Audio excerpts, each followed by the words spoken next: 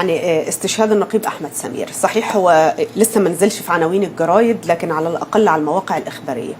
خليني أقول لحضرتك إنه استشهاد النقيب أحمد سمير محمود الكبير هي دي أول صورة تطلع ليه. طبعا ده شاب، ده من قوة قطاع المحور للعمليات الخاصة للأمن المركزي، وده كان بعد قيام مجهولين، دي صور متعددة ليه، قيام مجهولين بإطلاق النار عليه أثناء اشتراكه بحملة أمنية في القليوبية.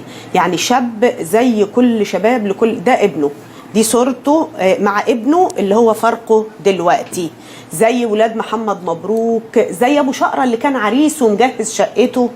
طيب عايزة أقول لكم بس إنه يعني هذا الشهيد أحمد سمير اللي حضراتكم شايفينه يعني شاب لم يعش حياته، استشهد في الساعات الأولى من صباح اليوم، وهو بينتمي زي ما قلنا لقوة قطاع المحور في الأمن المركزي على يد عدد من العناصر الإجرامية أثناء اشتراكه في واحدة من الحملات الأمنية اللي بتقوم بها مديرية أمن القليوبية والإدارة العامة للعمليات الخاصة بقطاع الأمن المركزي بالتعاون والتنسيق مع عدد من أجهزة الوزارة لضبط البؤر الإجرامية ومرتكبي الجرائم والعناصر الخارجة على القانون بدائرة مركز شرطة قها بمديرية أمن القليوبية.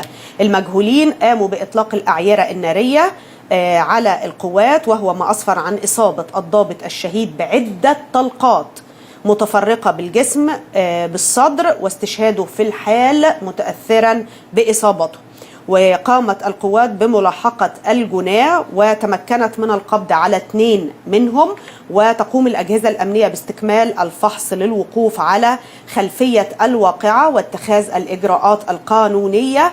وبطبيعة الحال بتنعي وزارة الداخلية الضابط الشهيد، وقد وجه السيد الوزير بتوفير أقصى درجات الرعاية الاجتماعية لأسرته. شاب مصري جميل، الله ربنا يرحمه ويصبر أهله، شبه ابني وشبه اخواتنا وشبه يعني بيأدي واجبه عشان أنا أعيش في أمان.